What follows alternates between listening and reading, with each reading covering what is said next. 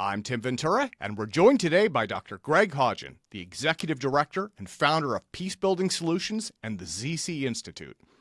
Greg graduated from Emory University with a bachelor's in chemistry and from Georgia State University with a bachelor's in history, a master's in political science, and a PhD in political science as well. So, Greg, welcome back. This is my first podcast in like 6 months, so hopefully I'm not forgetting anything. It is recording. I got my earphones on. I'm all mic'd up, just fingers crossed, right? Absolutely, Tim. Thank you for having me back on again. I'm proud to actually be your first guest in 6 months. I know you're traveling a lot. We've both been very busy, but this will be fun. Let's do it. Yeah, this has been a crazy year. So the reason that I wanted to talk to you was to broach the complicated question of whether the United States is at least somewhat responsible for creating its own enemies.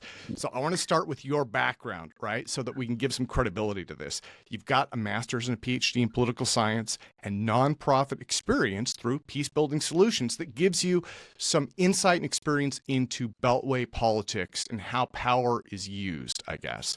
So I'm wondering if you could start us out with a little bit of background in terms of, your insights, your history, what you've seen that might relate to foreign affairs and, again, America creating enemies because maybe we need them. So it's funny you should say that because for the past 14, 15 years, I really dove into politics, and a lot of mine was focused on international politics. So I did a lot of work with the UN. In fact, I spent a lot of time walking the floors of the UN. So this week happening right now is the General Assembly meeting where all the world leaders come together and all that stuff. And they usually share their agendas for the next year and so on and so forth. In fact, Biden's giving his last speech as U.S. president this year, of course, because he's not running again. And he is discussing how much he still wants to get done and so on and so forth. It's a huge platform. And the United States uses the UN as a very large springboard when it comes to producing their policy. And they also use the UN as a tool to get what they want to as well. The UN is one of many multilateral organizations the United States created, especially after the end of World War II, to kind of help create and to push U.S. foreign policy interests.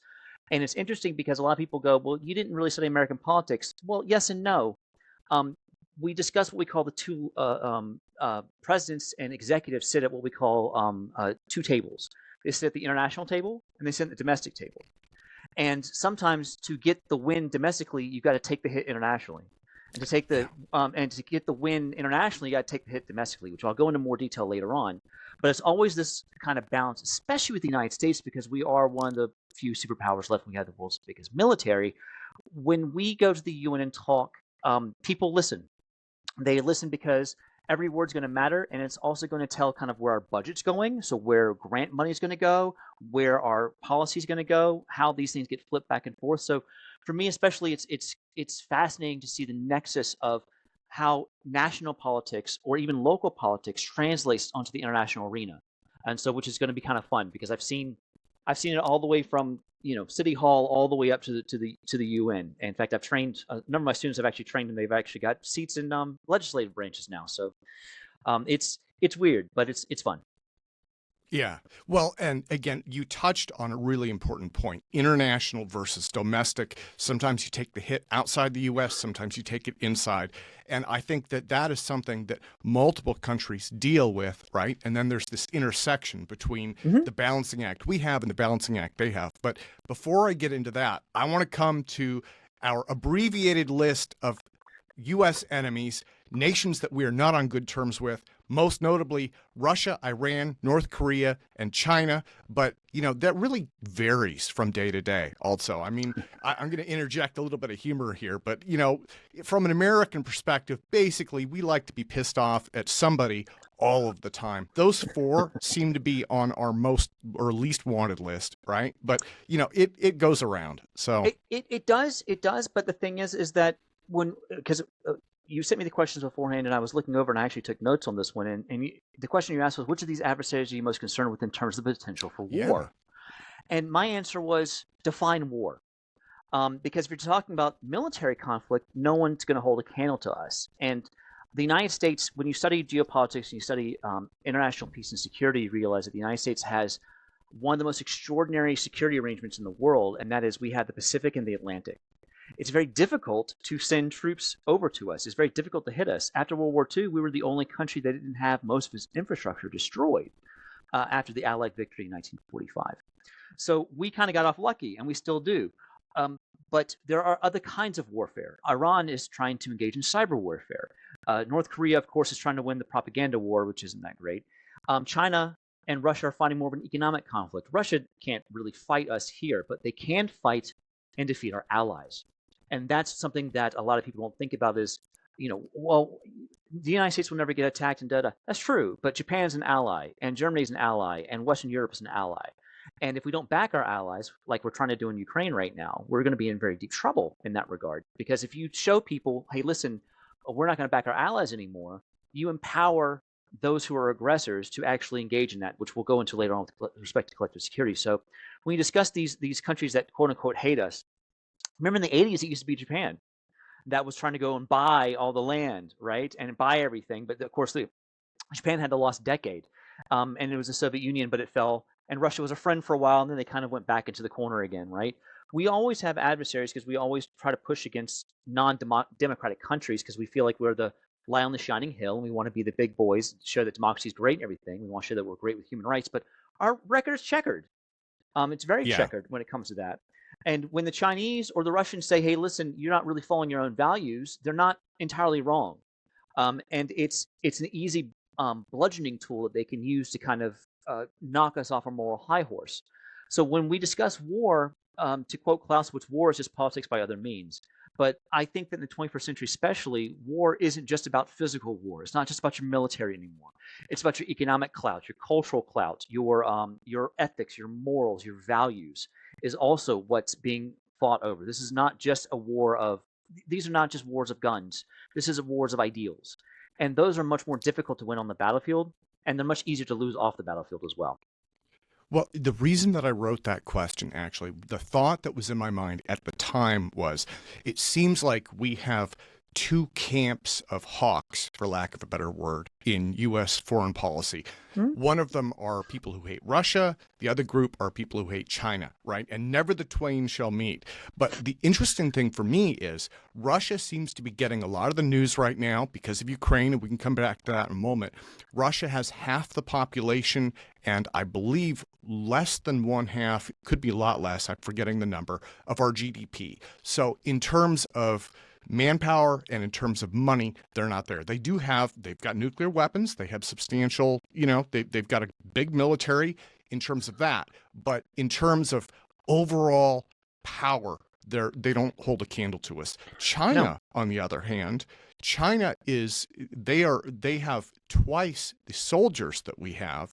They are rapidly modernizing their military. And if I remember right, their GDP is about 75% the U.S. GDP. Mm-hmm. So it's interesting to me to see this flip-flop between we hate China, although we are tied to their economy, and then we hate Russia, although they really don't have the capabilities that China has. And I think we're seeing that in Ukraine, right? So there's a lot of that, right? And the thing about Russia is we almost have this generational memory of hating Russia because of the Soviets, right? So for the Cold War, we spent decades hating.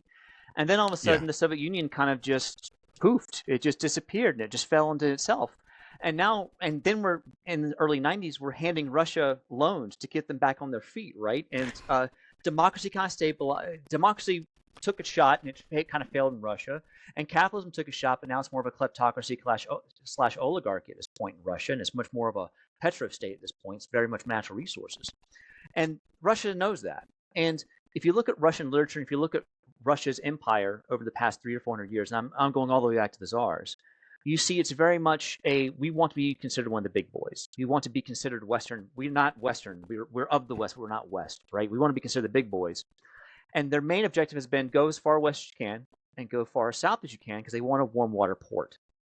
And that's a tough thing. And Catherine the Great tried, like Peter the Great, even Stalin was trying to get these things, right? But Russia can't do that anymore. And they just don't have the clout to pull that off. So now they're playing when you can't play evenly, you play dirty.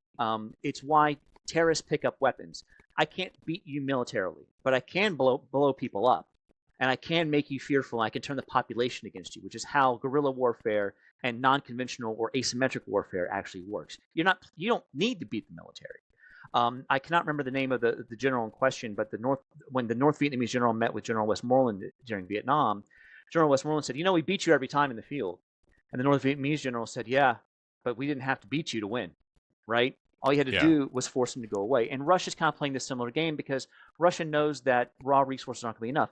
China, on the other hand, I agree, is modernizing, but the thing is that China has very much, especially historically, when you look at China from a historical standpoint, China is not really expansionist. It's not. Yeah. Russia is. I mean, China is one of the few civilizations that built a Great Wall. And their goal is, this is our stuff, just leave us alone. They don't want to take over the world. They just want to be left alone. Now, what they consider theirs, that's a different story for another time. But when people go, oh, they have such a big military and set up, so what? We park 4 aircraft carriers out there, shoot down all the transports. They're not going anywhere. Having a number of people on another continent isn't going to really help you if you can't get them over here, and the U.S. Navy is a nice thing. So when people focus on Russia, I would say, because China is much more of an economic war. It's an economic conflict. Russia, on the other hand, has already sent in troops and soldiers and whatnot into one of our allies, into Ukraine. They're a much more traditionally military threat, which is why even though they're not going to hit Americans, we still see what they're doing in Europe, and that still gives us cause for concern. Well, so one of the things that I want to get into is this idea of kind of which came first, the chicken or the egg. So in terms of China, China wants Taiwan. They claim that it's a part of the Chinese mainland. They have been encroaching on these territorial boundaries, right? Increasingly encroaching. And so in response, the U.S. sails through the Strait of Taiwan, which then provokes them further, right? So that's China. Now, in Russia's case, you could argue, and many have, that Russia threatens Ukraine, therefore Ukraine pursues NATO membership, which threatens Russia further because they're concerned about NATO encirclement, right? Now, whether or not that is completely true, that's something they can use to sell internally for today's invasion, right? Absolutely. So when you actually discuss this, I apologize for interrupting you, but when we discuss these things, what you're discussing is something very basic in international relations, and that is something called the security dilemma. The idea is, let's say you have 2 states. We'll just call them 2 squares, A and B. We'll call them Colorado and Wyoming. Who cares? Nice big rectangles, whatever. And they share one border. All right. And A and B they're not friends, but they're not enemies, right? But state A goes, you know what? We're not sure if state B is going to do anything, so we're going to go ahead and build up our military a little bit. We're going to just add 10% of troops. We're going to add some more weapons. We're going to modernize and whatnot.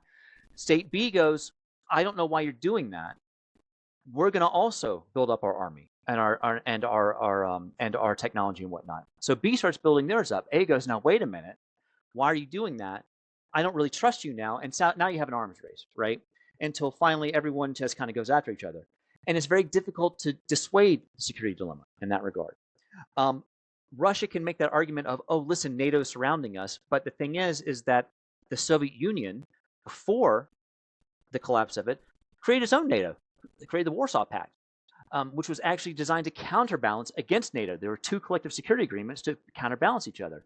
When the Soviet Union collapsed, Russia tried to rebuild it. No one wanted to join.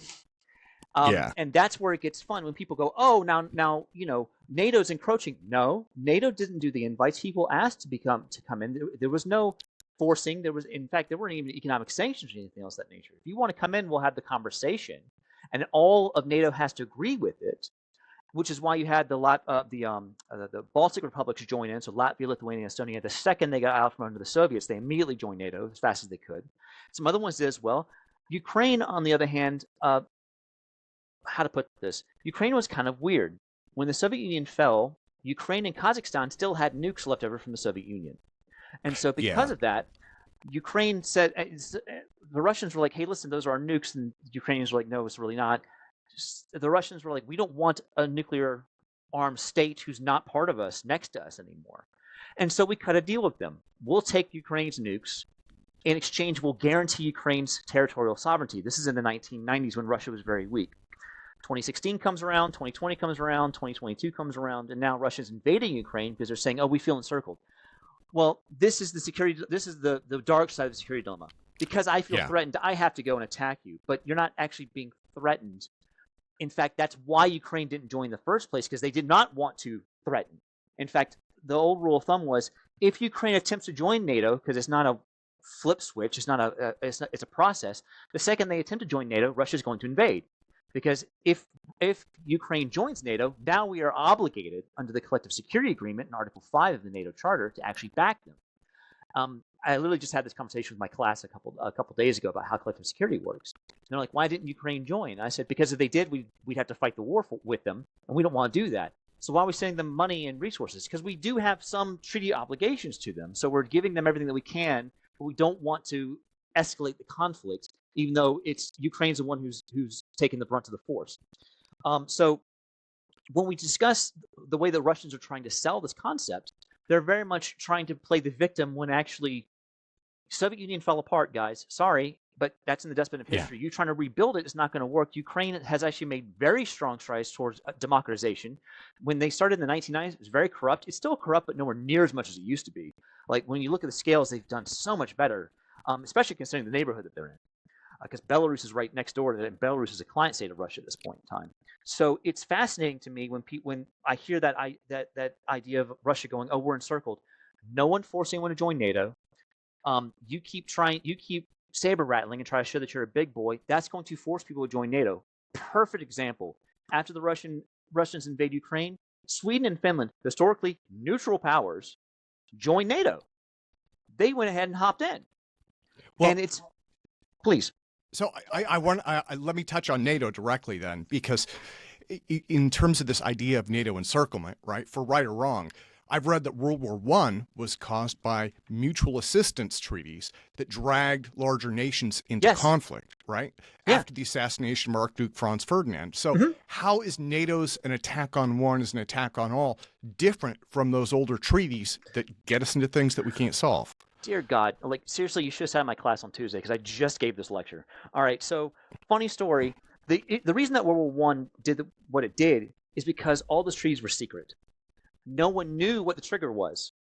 So they had collective security arrangements, yes, but they were secret ones. So if I attack Serbia, well, I don't know who's going to back them, right? We have no idea because they're secret protocols. That's why, and this is absolutely true. If you look at the UN Charter at the very back in the Secretariat, they're like, if you want to talk about a treaty, it has to be published with the Secretariat. Otherwise, you cannot talk about it at the UN. The reason was no more secret treaties, so you can't pile on and build secret alliances, right? So that's why we publish all of our treaties publicly. There's no point, and Dr. Strangelove of all places actually gets into it. Don't build a doomsday device if you don't tell anyone you have a doomsday device, right? And so World War I was two interlocking sets of alliances that didn't know that they were interlocking sets of alliances. They didn't know the treaty obligations of each of them. So once one domino fell, it dragged, just like you said, it did drag everyone else into it, right? So at the end of World War II, we realized, okay, if we're going to do collective security, if we're going to have a collective security arrangement where if an attack against one is an attack against the all, it must be public. Because if it's not public, then how will you use it as a deterrent, right? That's why NATO was designed this way. NATO specifically says, here are all the members. If you attack any of these members, Article 5 will actually activate. This is a public charter. You can all read it. They translate the damn thing into Russian, specifically so that the Russians and the Soviets could read it so they would know, do not do NATO. Warsaw Pact was the same thing. If you attack any of the Warsaw Pact countries, all the Warsaw Pact countries will back that one as well. So when we discuss this idea of collective security, in World War I, it was there, but it was secret collective security, which defeats the purpose of collective security. Now NATO is a collective security arrangement where it is publicly known and publicly acknowledged. Now, with that being said, the real messy irony of collective security is the more countries you add to a collective security agreement, the weaker it becomes, because countries have their own objectives and their own goals and their own ideas. The UN technically is a collective security agreement. That's 193 countries. The problem is that if two countries attack each other, who do you back, right? And that's a problem. In fact, one of the sticking points in the NATO alliance right now is the fact that Greece and Turkey hate each other. And they fight over Cyprus. And if that conflict goes from frozen to actually active, who do we back? Do we back the Turks, the Greeks, or nobody? And the answer is no matter who we back or who we don't back, we lose somebody in that regard. And this would be a UN thing, but I think we're seeing, I think we're seeing something similar. That reminded me of exactly what is going on with Israel and Palestine right now, right? I mean, you have people within the United States supporting both factions of that, and it's causing a lot of confusion, if nothing else. Yes, and that's the thing. Well, what's even worse is that with Israel, at least, we don't really have any large treaties with the Palestinians. We do have a NATO collective security alliance with Greece and Turkey. So if they go to war with each other, and that's one of the issues with collective security, if two people in the alliance go to war with each other, who do you back? And the answer Yeah. usually is you back the defender, you back the non-aggressor. Define aggressor. Define the person who does this, right? Like, so Russia thinks that they're fighting a war of defense by invading Ukraine, and they flat out are saying this is not a war of aggression. We are trying to just defend our national interest by invading Ukraine. The Ukrainians are going, "Are you crazy? This is not a war of defense. You have invaded our territory." Well, if we didn't, you'd come for us, right? And so you can Yeah, so justify. that's the you hit me back first, Right, basically. right. Yeah. It's that idea of the preemptive strike. Like, if I hit you hard enough, you can't come for me, right? And this is one of the major mistakes that Putin and the Russian military made was they thought they could knock Ukraine out with one punch. Um, as my father used to say, if you're gonna don't get in a fight. If you're gonna get in a fight, punch first, punch hard, and then you don't have to punch again. Well, so let me go into some of the domestic things that I've read. When I was doing interview prep back in March 2023, Joseph M. Colmer wrote an article in the Fair Observer entitled "The U.S. Needs External Enemies to Overcome Internal Division." So his thesis was that the Republican and Democratic parties are so deeply divided along partisan lines that having external existential threats is the only thing that can bring us together. Do you think that there's truth to that concept? Yes, but no. So the idea that he's talking about is something that's very old in political science. It's called rally around the flag. When there is some sort of conflict overseas, when someone's trying to kill us, we usually band together, right? And that usually leads to a pretty decent bump of any incumbents who are in office at that point in time. So excellent examples: FDR. When World War II started, rally around the flag, his approval rating shot up, just skyrocketed, right? It's why you see like the movie Wag the Dog or things like that. Like, we're going to start a war so you can stop paying attention to us, right? The Yeah. problem is that um, war. First of all, war is destructive except for certain people, which we'll get into later on. But honestly, when it comes to this as well, internal division is going to be here whether you like it or not. This is just Yeah. papering over the internal division. It gives people, and it also can polarize people. Great example: Iraq, the second Iraq War with George W. The Dixie Chicks are like, we don't think this is a good idea, and all of a sudden they got canceled, and all the terrible stuff happened, and all this good stuff, right? And but when we talk about this idea of the rally around the flag effect, that actually intensified partisan ideologies. It did not bring people together at all. In fact, if you notice, liberals in the left during the Iraqi War were like, "There's nothing here. There's nothing going on," and they were right. There were no weapons of mass destruction. But at that point, we didn't know we had to take them on the word. So you see all of a sudden the right going, "No, no, we were totally right to do this. It's fine," and the left's going, "No, no." Even though this is an external conflict, internally you're creating more divisions. So I would say he's sometimes right and he's sometimes not. It depends on the enemy in question. When it comes to Iraq, that was more of a war of, well, adventure, for lack of a better term. There wasn't really a massive national interest. Bush and his team sold it as national interest, but it really wasn't. It wasn't a national security issue. It's much more like, let's go and kick some ass and take some names. Now, China is more of an existential threat to the United States. Russia, not so much, but Russia is an existential threat to our allies. And so Yeah. it's much easier for us to kind of go, all right, the old saying in politics was politics stops at the water's edge. We usually try to put our partisan differences behind us when we go as a delegation, like Congress, the president, to go and talk. We'll support them. But recently, yes, partisan divisions have made it a bit worse. Why are we in this conflict, and so on and so forth. But when it comes to like China or Russia, that usually there's a small minority that fights against it, but it's usually just like, no, we need to beat them down. It's just that simple. So there is some weight to what he's talking about, but I don't buy the full thesis, if that makes sense. Well, and this goes to, I had a couple other questions, but I'm just going to do quick summaries. Dominic Tierney wrote in National Interest, comparing the United States to Rome. He cited the historian Sallust, who wrote that the Roman Republic had descended into internal strife because of the destruction of Carthage in the Third Punic War. And so without that fear of the enemy, basically there was no domestic cohesion, right? And that goes to kind of what you were talking about. He was saying that without an adversary, the Romans turned their knives inward. Yes, but the problem with that is, and Sallust was a great historian and everything, but now that we have the hindsight of history, we can look at this and go, actually, it wasn't that. The Third Punic War was just grinding Carthage into dust. Carthage was already beaten at the end of the Second Punic War. It was just beaten down. Rome was looking for an excuse. Okay. The issue was that Rome had a constitution for a city-state republic that was trying to run a three-continent empire, and that just wasn't going to work anymore. You can't have two consuls in Rome trying to run things when you have legions all over the Mediterranean, all over the Mare Nostrum, right? And so when he discusses, it's domestic cohesion, there wasn't a domestic cohesion because all of a sudden now Rome, which had been 200 years before a minor Italian power, had now become the superpower in the Mediterranean basin and was crushing everybody. It was picking fights with people just to get money. It was greed. It was conquest. It was changing from this martial responsibility and also this professionalization of soldiers. It used to be you'd go and get farm people, they get their stuff. Now with professional legions, they don't owe their allegiance to the state. They owe their allegiance to their commander, which is why you have what you have. It wasn't this domestic division, we're all turning on each other now because we have no enemies. There's plenty of enemies. It just turns out that some of those enemies would line up with one general, and some of those enemies would line up with another general, and trying to get what they want, right? Because if there's one thing I want, it's Rome to fight itself, which is what a lot of these guys would try to do. I understand what he's saying with respect to the Third Punic War, like, oh yes, they all turn on themselves. There are a lot more factors besides just there's no external enemy. Rome, from the day it was born till the day it died, had enemies. Always. That's why you had the frontier. That's why you had the borders. That's why Hadrian built the wall in Great Britain.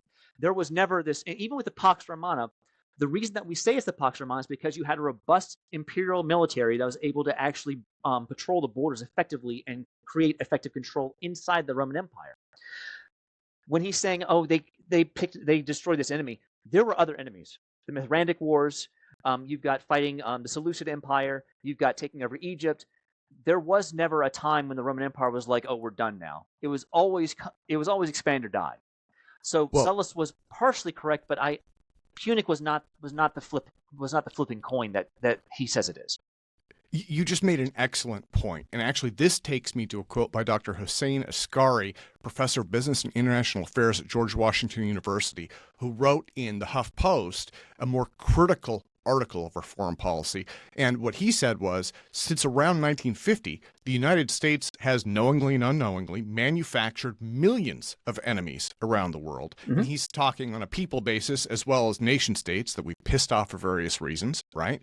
And these enemies, in turn, we have had to later fight to secure our interests, right? And this is, again, this chicken or egg scenario where, like, one example that comes to mind, I think, was when we intervened in Afghanistan in the 1980s, right? That was what I was going to bring up, actually. I have read, Osama bin Laden was on the CIA payroll, but the involvement of, front page of the New York Times. Look at this great guy fighting the Soviets. The 1950s, we overthrew the Shah of Iran. It's because during the Cold War, it was we have to beat the commies no matter what, right? And the 21st century, when you really get down to it, is us cleaning up the crap that we did during the Cold War. When you really think about it, exactly. And the problem with that is that now we live in a multipolar society where there's not just the U.S. and Soviet Union anymore. There's a lot of they can go to China to talk to them. They can go to the EU. There isn't just one or the other. You can pick multiple paths, or you can just be left alone. And so the United States is cleaning up a lot of the fracturing we did in the first place in that regard. So Afghanistan's a great example because, again, Afghanistan in the 80s, let's give Osama bin Laden a bunch of weapons so he'll fight our enemy for us. Cool. Now he's going to get a bunch of people to get on a plane and crash in the World Trade Center, right? Like that's, he wouldn't have been able to do that if we hadn't given him the training to actually build the infiltration cells that we did. So is the difference this existential threat? Like, so when you're talking World War II, perceptually, right? When you've got Japan and Germany, people were like, you know what? The U.S. is going to be wiped out. We've got to win this thing, right? Mm-hmm. Whereas today, it's, brush war after brush war after brush war. So is this social cohesion that is being alluded to, is that something that only happens when the quote unquote bad guy is big enough and bad enough to completely wipe you from the map? Not even that, because I think that when we look back at history, we're looking at it through rose-colored glasses. We go, oh, World War II, da-da. There's plenty of people who are so pacifist, even during the war. There's still plenty of people who were not happy about us doing what we're doing. So there are plenty of people who did not want to join the conflict in that regard. But we look back and we go, hey, we all band together.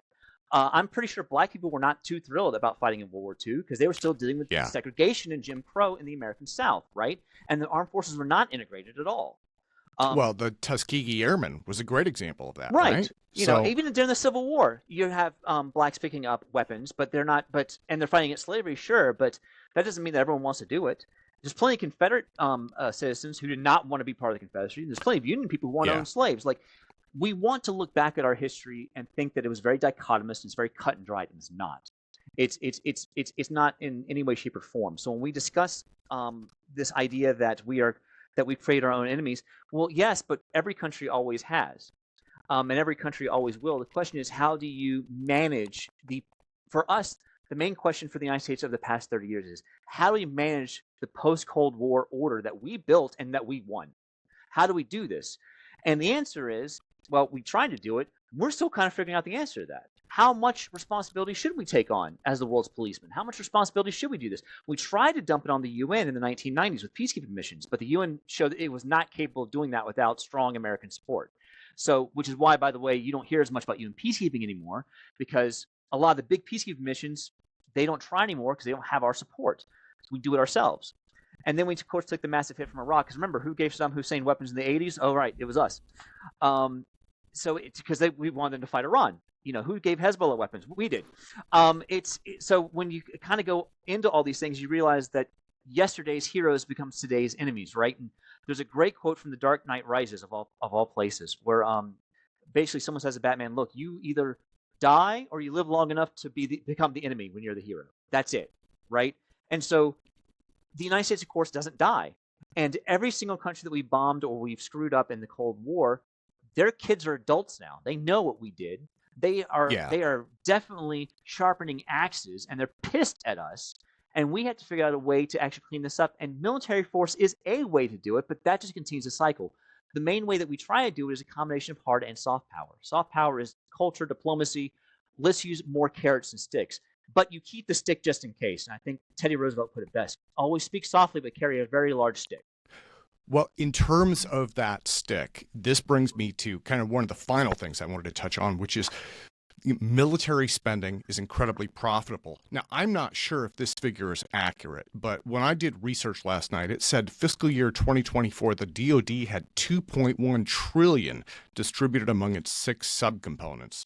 That, to me, that can't sound right. But then I thought, well, inflation has kind of been bad, so maybe,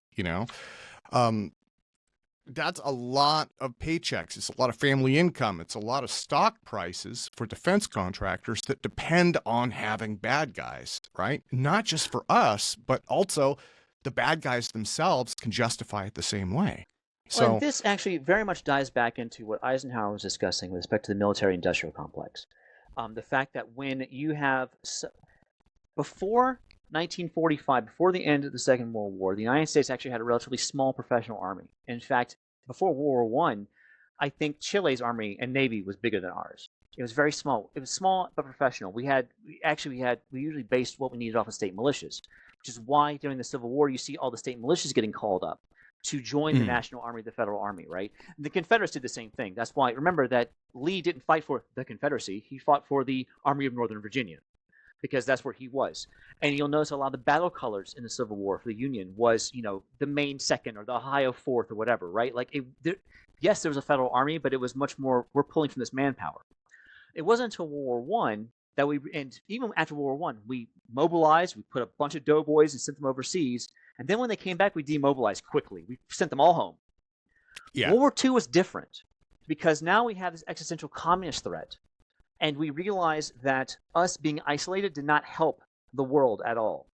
Because we isolated in the 1920s, we never joined we never ratified the Treaty of Versailles, we never joined the League of Nations. We went, we'll just leave everything alone. Well, guy with a funny mustache said, cool, that's great, let me go take over Europe, right? We don't want that to happen again. So we realized we can't just be isolations. So the doctrine was we need to be able to fight 2 wars at the same time and win. That's World War II doctrine, because that's what we did. We fought Germany and Japan at the same time and we won. That's a lot of stuff because remember we have 2 coasts. The thing that became the thing that became bigger though, and the thing that really fueled the military-industrial complex was if we don't get the win, if we don't save democracy, The communists will come and take it, right? So we started building stuff, for the Iron Curtain. We started giving people tanks. We started giving them training, weapons, all that stuff. We started deploying troops all over the world because we were the ones who were manning the bastions. We were the ones who were manning the castle, right? And for 40 years, we had this massive, and still have this massive army that's everywhere because we have troops almost, you want to go anywhere in the world in 24 hours, you can put somebody there, right? We had 13 aircraft carriers, some ridiculous number like that. And the reason for that is so we can project power anywhere in the world. We're the only country in the world that can hit anywhere in the world in 24 hours. You want to nuke somebody or you want to drop Marines in Antarctica, we can do it. No question. That's a lot of money. People go, well, why do we do that? The answer is there's a benign reason and there's a selfish reason.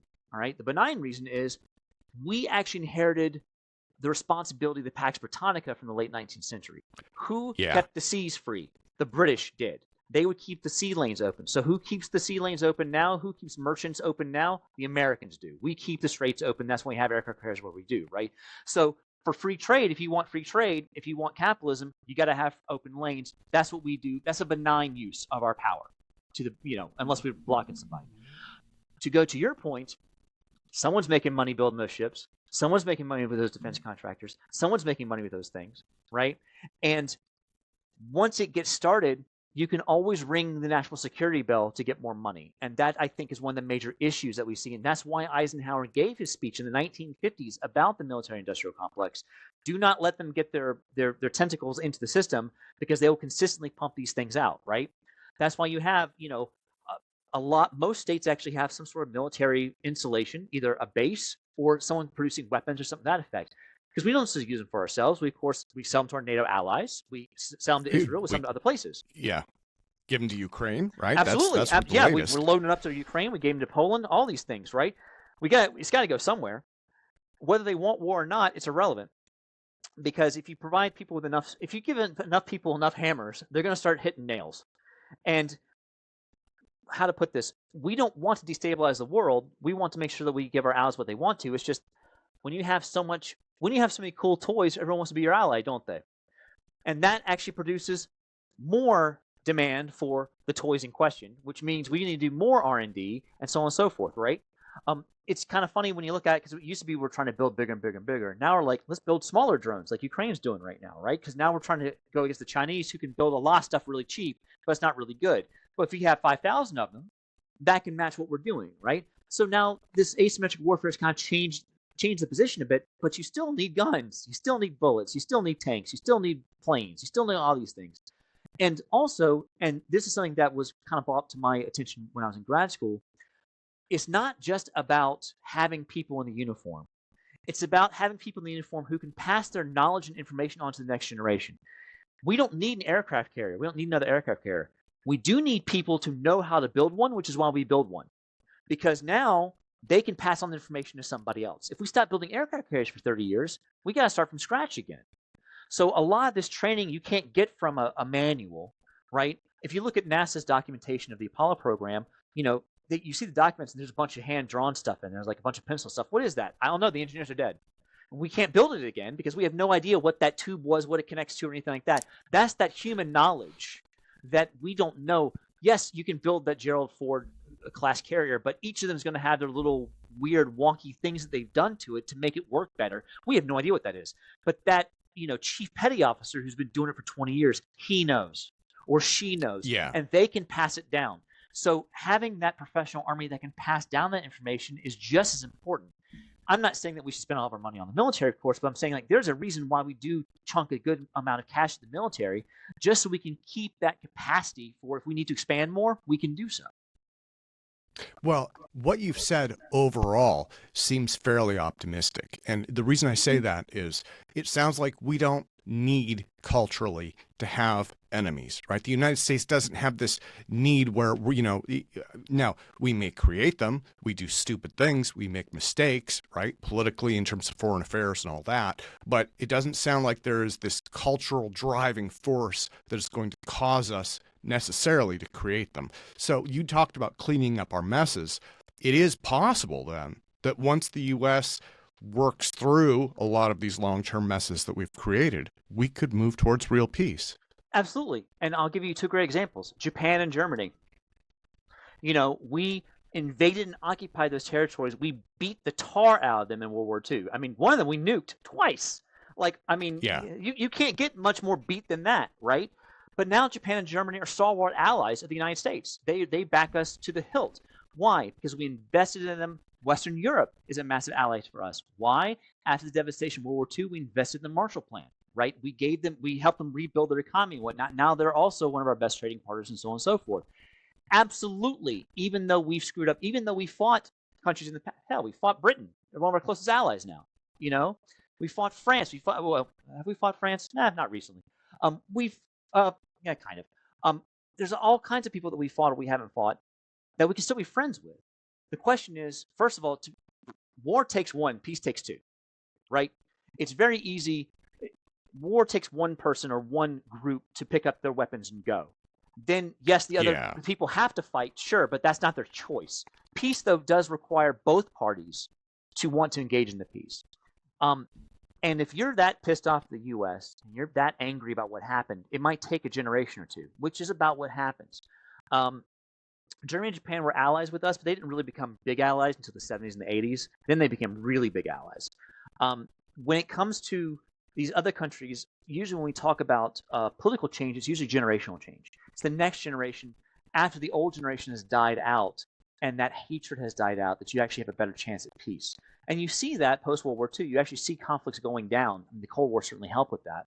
But you don't see as many conflicts as you saw during the 19th century and the 20th century, the early 20th century. So, yeah, I'm cautiously optimistic.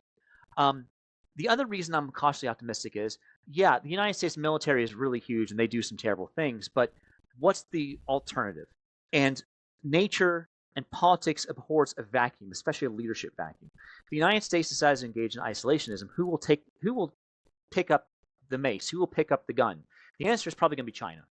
And that's not going to be good for anybody because China will engage in protectionist ideology. They will not engage in freedom of the seas. They will not engage in free commerce. That's a problem. If you don't have a seat at the table, someone will take the seat for you. And if you're not there to vote, they will vote against you. When people go, oh, the UN's worthless, so on and so forth, possibly. But even if it has marginal importance and you're not sitting at the table, that marginal importance can be leveraged to do things that you might not want them to do. So you always plug your seats. You always sit there. When President Trump was discussing withdrawing from NATO, a lot of political scientists, international scholars were going, no, you don't understand. You can't, if you do that, you've completely changed a lot of things. You're taking your seat, you're taking your vote away from the table, and that means that they will have their own independent policy, which we do not want. That's not something that would be in America's or the West's interest at all. So it's a frustrating thing when you think about it because no one wants to use the military, but sometimes, as we discussed before, sometimes you just want to have that big stick ready to go. Personally, I think it's a bit too big, but I also understand why it grew the way that it did. Can we cut it back? Sure, absolutely we can, and I think we should. But disarm it or completely get rid of it, that's not going to happen, and it's actually a bad idea in the long run anyways. Greg, on that note, I can't think of a better way to close things out. Let me thank you so much for your time. I am so grateful for you being my first guest coming back to this after a few months, I'm rusty as heck, but it's exciting. Oh, you did fine. I hope I made some sense or a little bit of sense. I've tried to slow down a little bit. Oh, absolutely. Well, so before we close things out, I want to close by asking what is coming up for you. You mentioned that you are teaching in addition to running technology and space development, right? You're doing a lot of different things, wearing a lot of different hats. So What's coming up for you? So I am actually teaching part-time at Georgia State University. I'm actually teaching global issues, which is like a baby international relations, which is why when you approach me, you're like, do you want to talk about this? I'm like, I'll pull out my lecture slides. Like it was very much because I have been updating them for I usually talk about like hotspots in the world. And one of the ones I'm talking about is Ukraine and Russia, because that's a relatively new one. The last time I taught was 2020. So I'm like, okay, let's do this, right? So I'm teaching part-time with that, and I'm also running ZC Institute, which we're starting to do. We're working on space-time distortion technology to build microfusion reactors, and we've come a long way. We've actually got some funding last year. We're going to get, looks like might be getting some grant money from the DOE, NASA, and NSF. I don't want to say that for sure yet, and we're hoping.